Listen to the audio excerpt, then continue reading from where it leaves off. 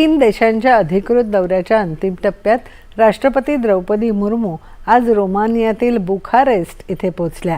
विमानतळावर रोमानियाच्या परराष्ट्र व्यवहार मंत्री ओआना सिल्विया तोइउ यांनी त्यांचं उत्साहाने स्वागत केलं।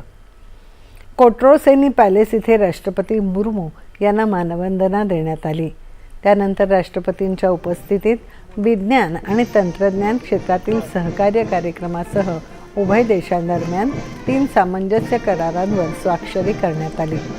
बुखारेस्ट विद्यापीठात ICCR अध्यासनाची स्थापना आणि भारत आणि रोमानिया यांच्यात संयुक्त जाहीरनामा यांचा या करारामध्ये समावेश आहे।